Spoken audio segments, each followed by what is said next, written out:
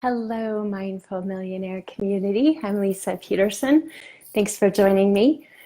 If you're checking in on live, go ahead and introduce yourself. Tell us where you're from. And also, if you are watching the replay, do the same. I'd love to know where you're from and that you are catching the replay. So just put that in your comment notes. Again, I'm Lisa Peterson, the founder of the Mindful Millionaire community and a company called Wealth Clinic. I am on a mission to help elevate the financial consciousness of 1 million people around the world. And what that means is being able to have a beautiful, supportive, loving relationship with money and all that that means.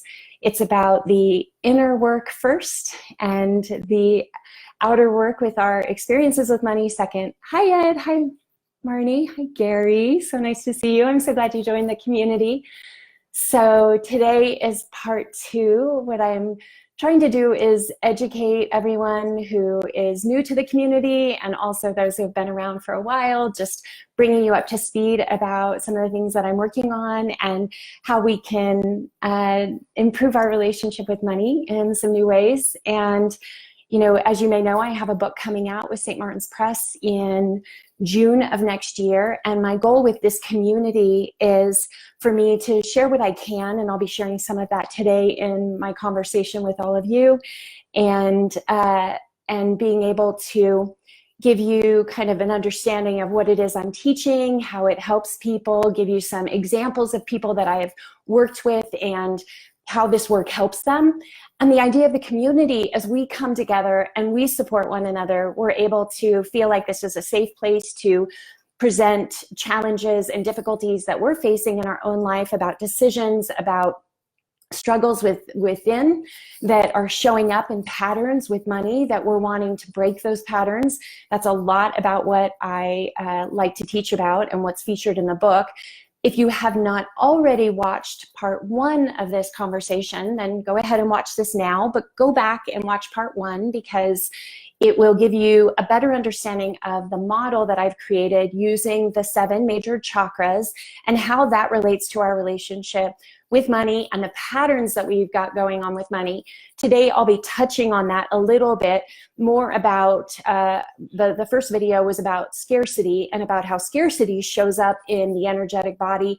And then today I'll be talking about how prosperity can show up and what that looks like when we make some changes and when we're willing to look inside and not push our fears and push the things that make us uncomfortable away. That's a great deal of what I have been teaching and what I have been learning. And the other big thing is that, you know, sometimes it may seem like I'm talking out of both sides of my mouth. It's like it's not either or, right or wrong. It's never that way in this community. It's about both and, so that we can have our inner experiences and also have those inner experiences show up in a really positive way with money. So hi, everyone. Thanks for joining. So first, just like I always like to do, I want to lead us into a meditation. So if you want to if you're in a spot that's safe to do so and you're not driving or anything like that, and you feel comfortable shutting your eyes just for a couple minutes, that's great. Or you can keep them open. But what I want to encourage you to do is to take a big, nice, deep breath. And as you breathe in, you may even hold your breath at the top of the breath. Allows you to collect your thoughts, bring your attention fully into this moment. And then when you release, just feel the release of all the tension in your body. And doing that a couple more times. Nice big deep breath. And again, as you let it go, you can just release and let go of any tension in your neck and shoulders, in your jaw, in your tummy, down your legs, just noticing how your breath is so powerful and getting some nice big deep breaths in. One more time, breathing in and breathing out. Everything that I am focused on is helping people to move beyond limitation, to recognize their true self in the most beautiful and powerful way, so that they can drop away patterns of scarcity and behaviors that orient towards limitation, so that we can move into this expansive understanding of ourselves. Noticing that whatever you pay attention to, your money, your relationships, your body, whatever you pay more attention to are the things that grow in our lives, that expand. And so here we're paying attention to our breath, to our awareness, feeling ourselves being here in this moment, in this body, in time and space, embracing the moment of what it means to be human.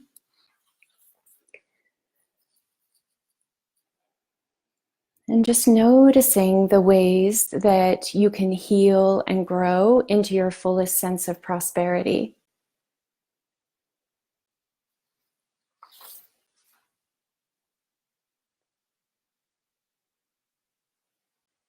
Again, all the attention that we spend on our inner awareness comes out into the external world and helps us to create more of a awakening to our true selves. And from there, we're able to experience, as we heal, as we own our happiness, as we own the fact that we are the creator of our lives, we are turning into people who can create things to our heart's desire, knowing that you're the creator and that what you focus on grows in life. Also, as you pay more attention to your inner awareness, you start to notice that it isn't just in this ability of changing things, changing the external world.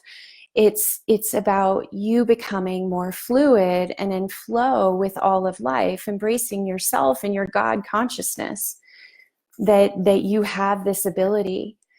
It's not even about shutting down the mind so much as it's being open to the presence of all that is and the truth of who you really are. And that as we shed all the stories of who we aren't, who we thought we were, we open up the possibility to who we really are and to how we can create the things that we most want. The other part is being able to envision the future state of what we're wanting to create in our lives. This community is called the Mindful Millionaire community, and it's been an interesting evolution. In my own journey, I became a self-made millionaire in my mid-30s, but my problem was that I had done it really sacrificing my soul journey and making money kind of like my God, and arriving at that place and realizing that the money was very hollow without having done the work on the inside. And from that moment, which kind of was like in 2006 to this moment in time, so like 13, 14 years, I've been very focused on what does it mean to bring inner wealth and understand our value outside of the money.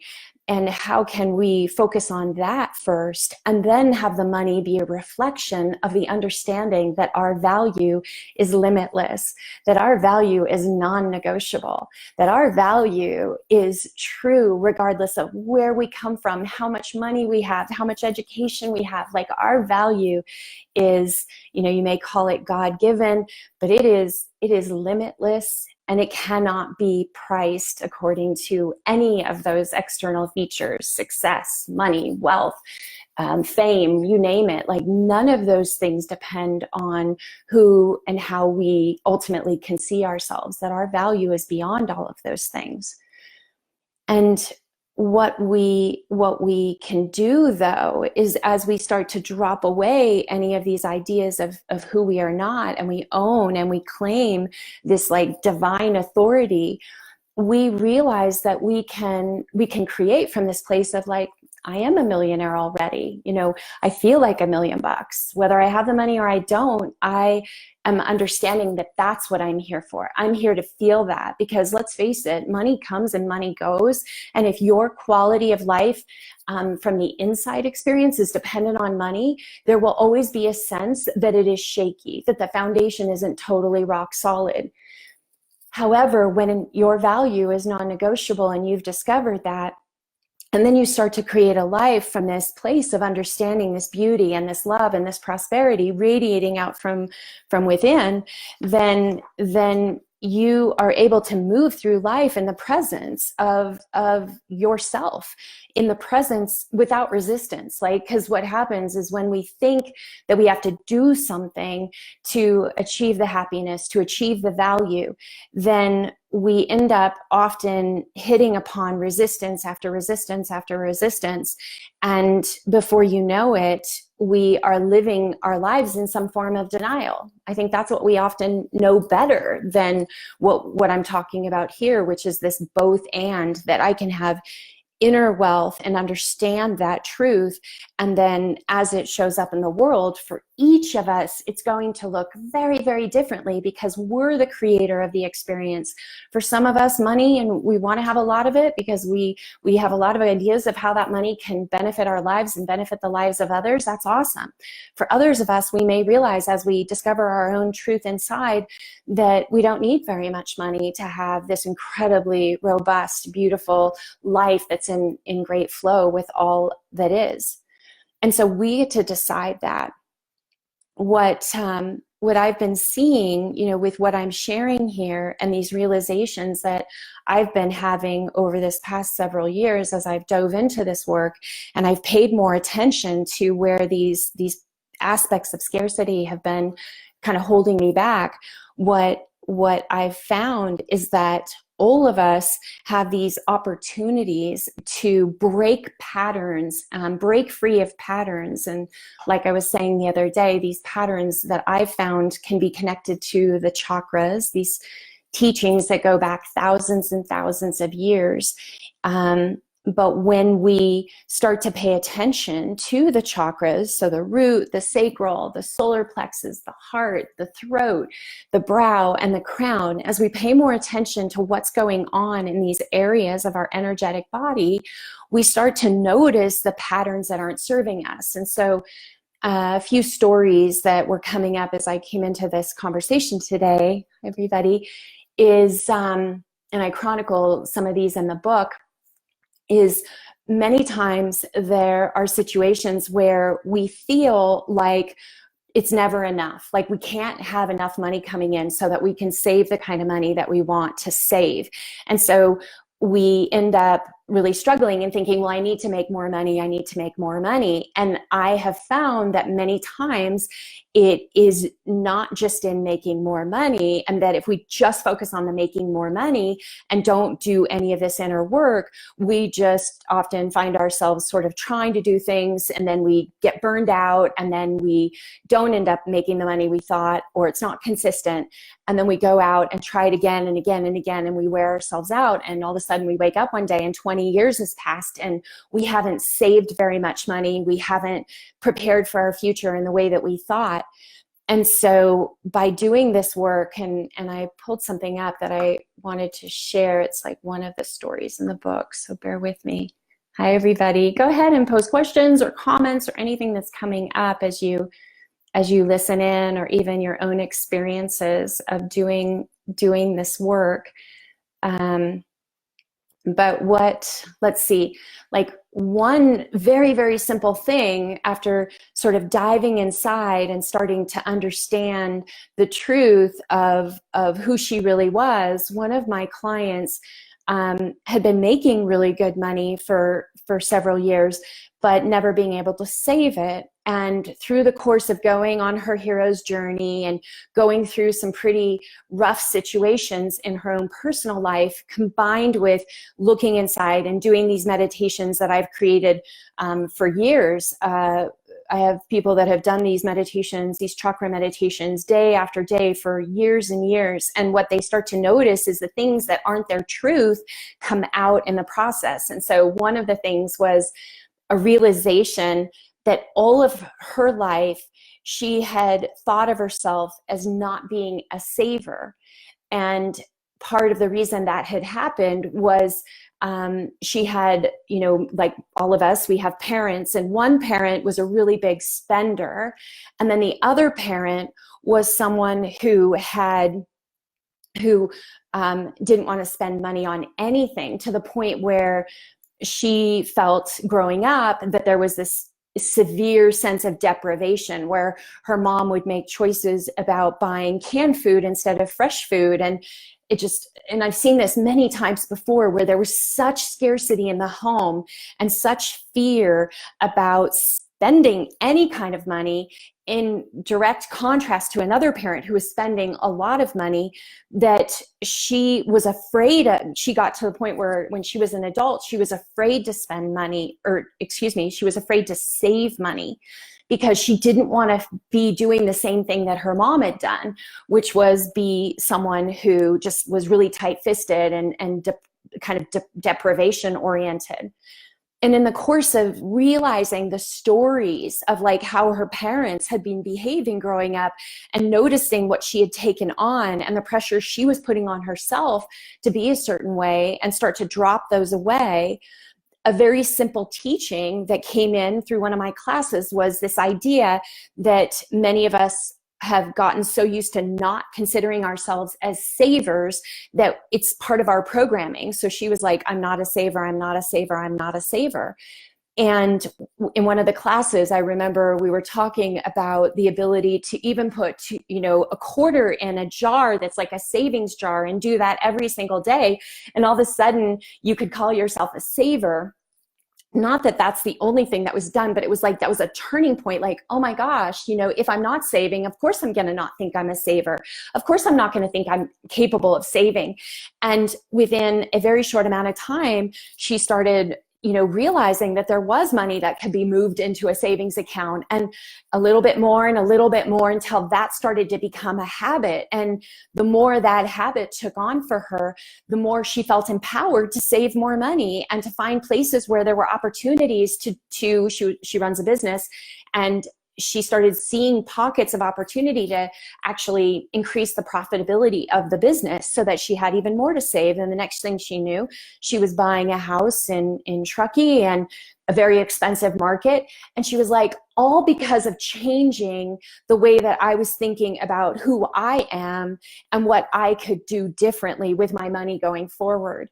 But it all started from the inside of understanding these patterns that were playing out over and over again, and not being afraid of those patterns, not pushing those patterns away, which is what we do a lot of times, but instead sitting in the discomfort of like, why don't I want to look at that? Why does that make me so uncomfortable? And so yeah, is that making sense? Hey, everybody. Thanks for being here. When we are in these patterns of thinking about limitation without really wanting to think about limitation, when we see ourselves as limited, we see ourselves as someone who can't save, we see ourselves as someone who isn't consistently an under earner, for example. That would be another pattern that I see pretty frequently. One of the causes of being an under earner is living a life the way that similar, where we might have grown up in a home where there was a lot of scarcity, and then because of that scarcity and because of maybe a lot of debt coming up at home, we got to this sense of feeling like we owe people things, like we always owe for things. Like our parents think they're always in debt, and they owe the bank, and they owe this person, or they owe that person. And we end up kind of conditioning our mind as if we owe other people. And so then when we go into our work and we go into our jobs and we go into our businesses, if we're creating from this place that I owe other people things, we may find ourselves undercharging or not asking for a raise when we know that the work that we're contributing to the business is worth a lot more than we're being paid. if we feel like we owe people things, this also can happen like as a coach. If I feel like I owe my clients things when they give me money, then I owe them. That is coming from a place of scarcity, as opposed to, a different way of thinking about it, which is, I have things, I have gifts, I have talents that are perfect for the person who's coming to work with me. And this isn't about me owing them something because they've given me money. And breaking that whole conditioned system down and dropping it away. And many times with a lot of this, it's just like learning about it, becoming aware of it, noticing these patterns and how they're playing out in our relationship with money over and over and over again. And like I said, when we're dropping away these senses of limitation, of owing, of deficiency, of lack, we are stepping into this understanding of being a person with unlimited potential, of embracing ourselves. Like, it is so powerful when we get some momentum going. And anyone who's had great success with a business and having a lot of money come in and feeling just this sense of confidence that we're aligned with our purpose and that we're aligned with how we're making money, you start to embrace this feeling of being the creator of the life that you really want to live, and a creator of somebody, of things that are helping the world. So as you stop resisting, stop the limitation, and you embrace your truth, then what you find is that you're not afraid of looking even deeper into how you're choosing the actions that you're doing, or why you're choosing the actions that you're doing. And so it creates a feedback loop. So you do a little bit of this work, and then you go out into the world, and hopefully you have some, quick successes where you're like, wow, this is really powerful. And then that allows you to even dive deeper into understanding the reasons that you do the things that you do. You drop away some more resistance. And then you're dropping away the judgment of like, oh, I should have done it differently. I regret what I did in the past, which is really something that hurts a lot of us with money. We get stuck in regret. We just get paralyzed. We get frozen. We procrastinate. We don't look at things, right? But if we can drop away the judgment, get a little sense that this is actually going to help us move forward, it's only from that place that you're not judging yourself. You're not saying, I should have done it differently. I should have handled this better. I should have done, something different with my money 20 years ago, and I'd be in such a better spot. Like, we really do have to drop away all of those stories, because it's only when we drop that stuff away that we're able to really truly learn why we're doing the things that we're doing with money. Only then can you give yourself the opportunity to truly change it. Like, that's a big deal. If you don't look at it, you can't change it. And granted, there are times where we can use a lot of willpower, but we know what that feels like. I don't really teach about willpower. I don't teach about like just drive. What I like is to have the breakthroughs and then have life become easier, have the decisions and the actions that I'm doing with money become easier. And that's exactly what happens. It becomes easier. It becomes easier because now you're embracing the fact that you understand what happened, and you're embracing the opportunity to change it. And you are also not seeing yourself as separate from the problems that you're experiencing in your life. Now you're like just taking ownership of your life. You're taking ownership of all the things that have happened in the past, not to blame yourself, not to beat up on yourself, but to say, I understand that if I don't take responsibility and I am not able to own the past, then I am powerless to change the future. However, if I can come to a place where I am really, really good of dropping away the past and not holding on to all these stories of like the shoulda, woulda, couldas, then it's from that place that I become capable of creating the future that I really want to be living. So yeah, so let's see. Any questions, comments? Thanks so much for being here. Yeah, thanks, Dawn. Owning is fascinating. See the under-earning in the family lineage and never connected it with The owing. Oh, sorry, the owing, not the owning. Yeah.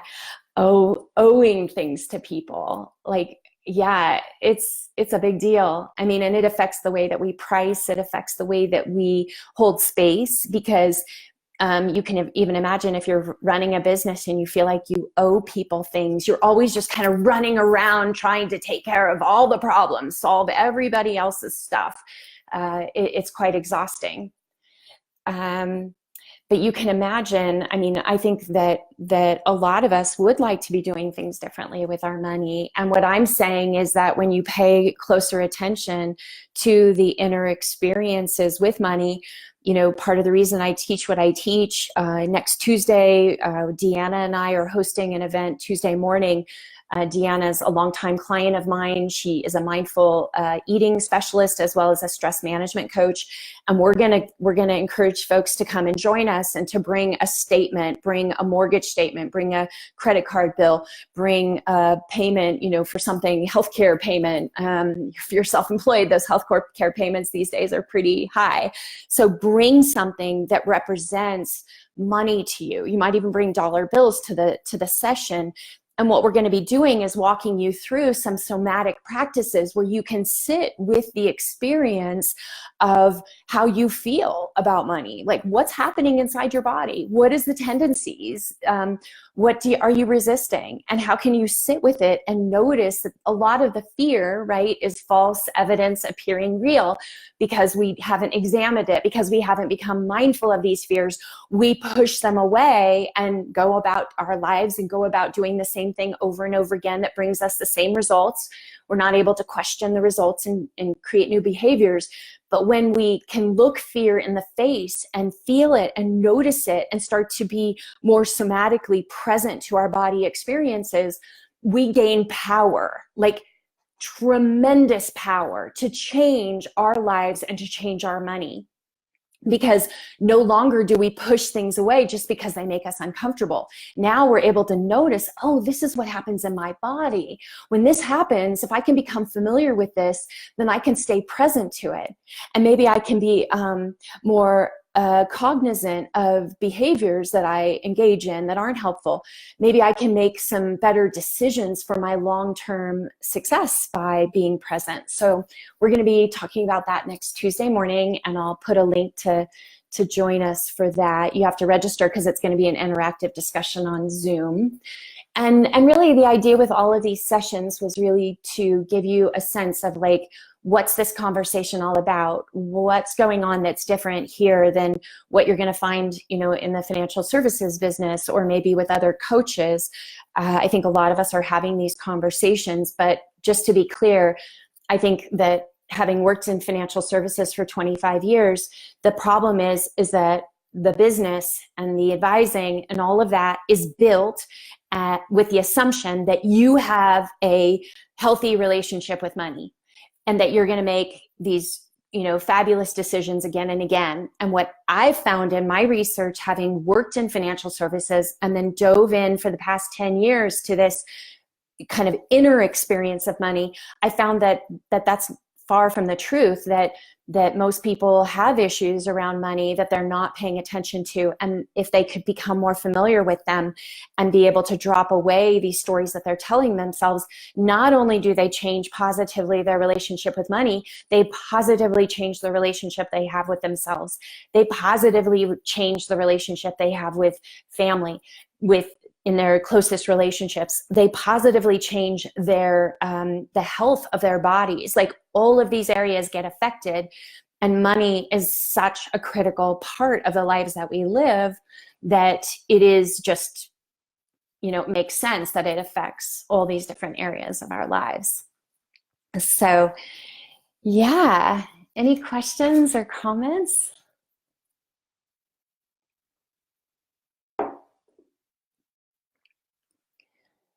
So another thing, you know, yesterday or the other day, even if you know, just a lot of you are very intuitive, but if you have an intuitive question, I'm more than happy to tune into it and channel through an answer. So feel free if there's something coming up for you. You don't have to already know the answer. You might even feel uncomfortable asking the question, but I totally appreciate it. When your mind expands through this process into this more universal consciousness, this universal state of what it means to be connected to the truest parts of yourself, dropping away all the stories, we're no longer struggling with the past. You're opening yourself up to all that is. And what that means is it allows you to become more anchored to the present moment, to what's going on right here, right now. And truly, all the joy of life is only going to come in the present moment. It can't come from the past. It's already happened, right? And we can't change the past. And it really can't come from the future, because even if we're thinking about, like, I'm going to Hawaii for 2 weeks at the end of the year with my family, so excited, right? I can feel that, but I can't feel the experience of Hawaii. What I can feel right now in this moment is how awesome I think it's going to be when we arrive in Hawaii together. But I'm still experiencing the joy of the Hawaiian vacation right now in the present moment. So when we drop away the past and we drop away even focusing so much on the future all the time, or the fear of the future not working out the way we want, we allow ourselves to be here right now, anchored in the present moment, fully experiencing it, looking out and breathing the fresh air, smelling the flowers, hugging the people that we care most about. Like the mind moves away from all of the limitation, all of the scarcity thoughts, and notices the flow of life. So much so that we start to create more of our ability to be in the moment, noticing the flow that we're just a part of, that we're not even needing to control, that we can drop away all this stuff and be in the flow of life. This is the realization of the truth that I think all of us are trying to find in one way or another in our lives. And it really is that joyful. Undercharging and being in chronic debt. Yeah. So I'm just going to tune into this, because for anyone who feels like, yeah, the debt, this pattern of debt, or feeling like it's always just, there's going to always be another shoe that drops, or there's always going to be something that brings us, into this state of debt and owing. I'm tuning into that energy. And what I would say and what's coming through is that the reason it's so bothersome, the reason that we're not able to sleep soundly when we think about it, right? The reason it gives us stress in our shoulders and in our tissues is because there is a understanding that is not the truth of our being. So debt is, the pain that we feel is merely kind of a reminder that this isn't our natural state. It's actually a state of great discomfort, that we come into this life, ready to experience the flow of all of life. And when we find ourselves in patterns of deficiency, one way it shows up is in debt. We know that that's not our truth. And so we're constantly kind of in a fight with it. We're in a fight with this part of our reality. And so you can imagine, if we know our highest self is like, that's not you, this isn't true for you, this isn't how you're meant to be living, you can feel how that would cause a separation and a disconnect. And so I think that that when we tune truly into the patterns, the causes, the root beneath the debt, it's only in diving into that and literally shedding all forms of whatever the pattern is that's causing it, that we truly, start to have different behaviors. And I know you're going through this transition, Dawn, and I know that just in the sheer attention and awareness that you're bringing to this means everything. And also the other part of it is like, believing in your own potential, being able to lean into the hope, leaning into the trust, leaning into the fact that the solutions are there. It's just a matter of sort of uncovering and turning over the rocks here and there and there. And that as long as you know that the point isn't to ever give up, that the point is to keep going, because each time you take a step in that discomfort of like, I don't know if this is going to work, you're actually wiring yourself to step into greater flow. Because in order to take that step forward, you're trusting in the deepest parts of yourself that the truth is going to come one way or the other. So thank you everyone for being here. I hope that you have a wonderful weekend and that you provide some questions, thoughts, insight. I will say that, I've been doing this work for quite some time. I was in denial to it, I think, up until 2006, even though I was meditating regularly and trying to take really good care of myself and my mind. It took me several years of even just being open to the possibility before I realized that there was something here about bringing the mindfulness practice together with the money. I feel like it was almost a final frontier. There is a lot of tendency to bypass the economic challenges, economically bypass when we're going on a spiritual journey, because we kind of move up into these upper chakras and we don't worry about like how we take care of our needs. We might find ourselves getting into debt because we're so focused on the spiritual awarenesses, the sense of prosperity, the sense of abundance. But part of the reason that the chakra work is so powerful is that it's reminding us that it's not just all up here, that we want to bring ourselves into the root and the sacral and the solar plexus chakras, that we want to bring the energy into the mundane, that we want to bring these spiritual awarenesses into our practical life and into our relationship with money. And that's where we start to have some really big realizations and shedding all the stories that we're not capable of taking care of ourselves and that we're not capable of creating the life that we really want to be living in, the comfort that we want to live in. So I'm just checking out your notes. That keeps us from feeling like we can be in the flow of life. Believing in your own potential, hope, and trust. Yes. And, I wouldn't be here if this work wasn't helping me substantially and dramatically. I had a huge breakthrough even last weekend at a retreat I was holding in Sedona. It was just so amazing because I even asked my editor if I could change and add some things to the end of my book, even though it's kind of past that time, and she was willing to sneak it in. So that was really good. But what I see is that we start wherever we're at, and it is perfect wherever we're at. And we realize that this isn't a one and done, that this becomes a lifelong practice. And we know where we're headed. We give ourselves the patience and the compassion and the love that we're going to, most important, try to drop away as much judgment as possible and be super compassionate to ourselves and to our past and to where we're wanting to go in the future, and realizing that it might take time.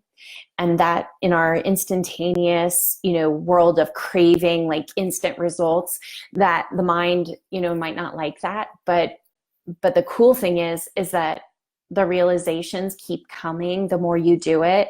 And the joy truly does keep growing and growing. And we start to understand love and unconditional love and joy and freedom and what those mean to us. The more we step out of the past and the more we forgive ourselves and the more we forgive others, we're able to open ourselves up to those new experiences in life. And I'm living proof of that each and every day. So I want you to have those same experiences. That's why I hope you stick around and you share and you support one another. We've got people throughout all kinds of economic, people that are multimillionaires in this group and people that are struggling with not being able to have enough money this month to buy the things that they want and need. And I think that the beauty is bringing all of us together so that we can support one another and give each other ideas and give that hope and give that encouragement and not have it be motivated by anything but this search for truth and self-understanding. And that's what all of this is about. So thank you again for being here. Enjoy your weekend. Bye-bye.